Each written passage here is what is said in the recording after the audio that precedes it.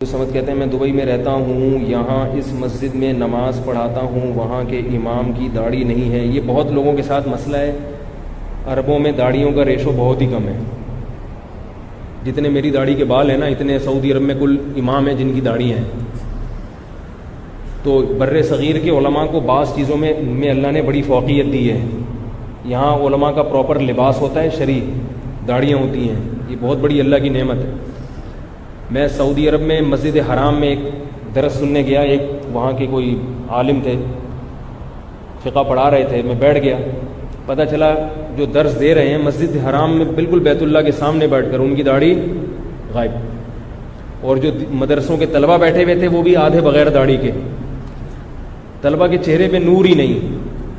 اب آپ ہمارے مدارس جاؤ تو طلبہ کے چہرے پہ نور نظر آتا ہے نا داڑھیوں کا ایک۔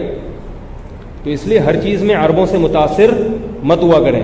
میں یہ نہیں کہہ رہا کہ وہ ہر چیز میں ہم سے خراب ہیں، بہت ساری خوبیاں ان میں ایسی ہیں جو ہم لوگوں میں نہیں ہیں، لیکن یہ جو اسلام کے شاعر ہیں، یہ بڑی بڑی چیزیں ہیں۔ داڑھی تو اسلام کے شاعر میں سے ہے، عالمی کی داڑھی نہیں ہوگی پھر کس کی ہوگی؟ تو بغیر داڑھی کے دبئی میں اور شارجہ میں ان جگہوں پر امام ہیں، یہ بہت بڑی بدعت ہے۔